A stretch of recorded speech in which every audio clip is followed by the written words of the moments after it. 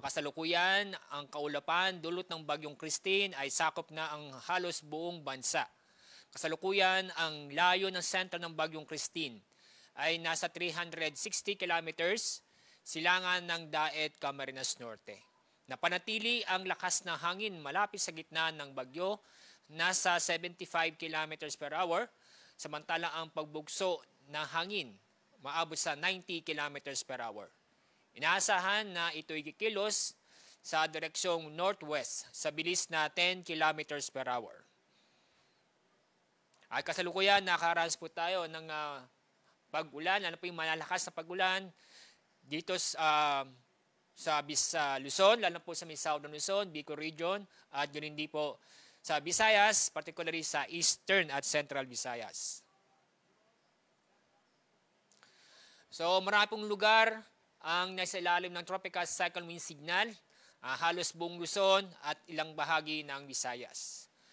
Nakataas ang signal number 2 sa southern portion ng mainland Cagayan, Isabela, northeastern portion ng Aurora, Catanduanes, eastern portion ng Camarines Norte, eastern portion ng Camarines Sur, eastern portion ng Albay, eastern portion ng Sorsogon, northeastern portion ng Northern Samar at northern portion ng Eastern Samar.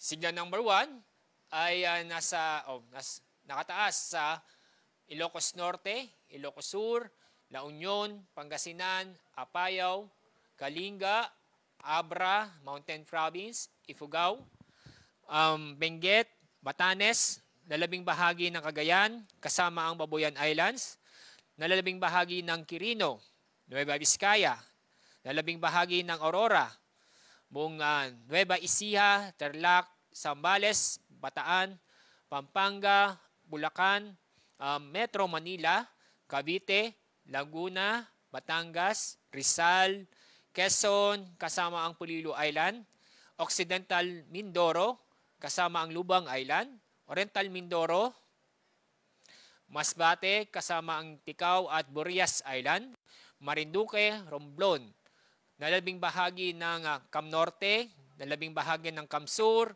nalalabing bahagi ng Albay, nalalabing bahagi ng Sorsogon, Calamian Islands, Aklan, Capiz, northern portion ng Antique, kasama ang Caluya Islands, northern portion ng Iloilo, nalalabing bahagi ng Eastern Samar, nalalabing bahagi ng Northern Samar, buong Samar, Leyte, Biliran, Southern Leyte, Dinagat Islands, Surigao del Norte, kasamang Siargao, Bukas, Grande Group.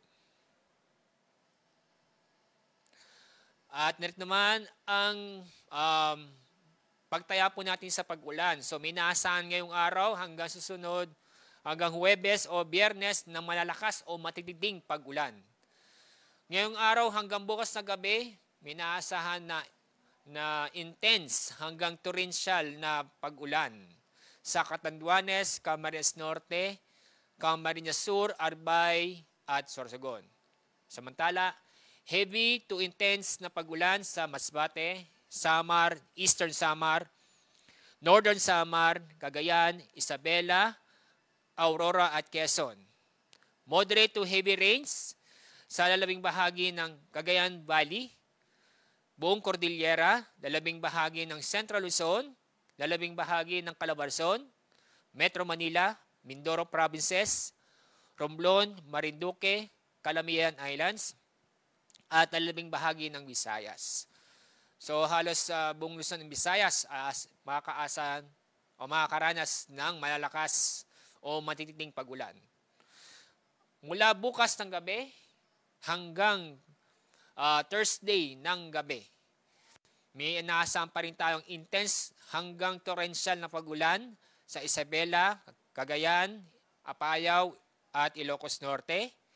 Heavy to intense na pag-ulan sa lalabing bahagi ng Cordillera, lalabing bahagi ng Cagayan Valley, lalabing bahagi ng Ilocos Region, at buong Central Luzon. Moderate to heavy rains ay sa Cavite, Laguna, Batangas, Metro Manila at sa Occidental Mindoro.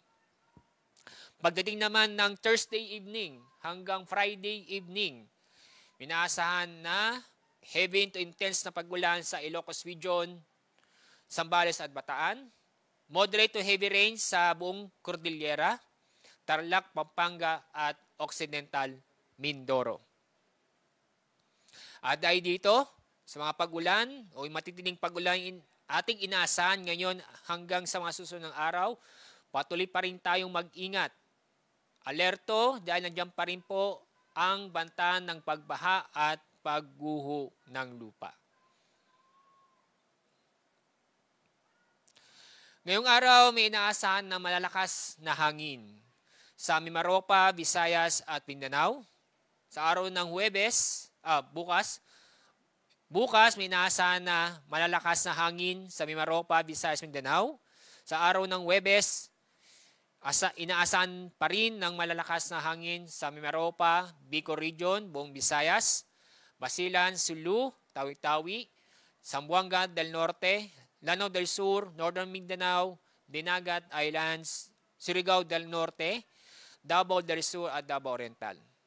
Sa araw ng Biyernes, minaasahan pa rin ng malalakas na hangin sa Mimaropa, Bicol Region, Western Visayas, Negros Occidental, Zamboanga del Norte, Basilan, Sulu, at Tawi-Tawi. Sa ating forecast track ng bagyong Christine na inaasahan na papunta sa Northern Luzon ang sentro ng bagyong Christine. And bago ito tumama sa lupa, inaasahan na magiging severe tropical storm. Kapag hindi magbabago ang kanyang pagkilos o galaw, maaari pong bukas ng gabi or Thursday ng madaling araw ay inaasahang magla-landfall sa may Aurora o Isabela o sa Northern Aurora. At mapanatili niya ang kategoryang severe tropical storm hanggang sa paglabas ng kalupaan. Posibleng Biyernes na sa labas ng PAR ang bagyong Christine. At inyong mapapansin, itong bilog nito, ito yung mismo ang bagyo. Yung makikita nyo po ang lawak ng bagyo na halos sakop ang Luzon at Visayas. Patungkol naman sa storm surge, ito yung pagtaas ng alon sa mga baybaying dagat, dulot ng bagyo. So may inaasahan tayong storm surge. Storm surge sa mga baybaying dagat sa Northern Luzon, Central Luzon, at yan din sa may Catanduanes at sa may Camarines Norte or Sur, na kung saan ang taas na alon ay halos aabot ng 1 metro.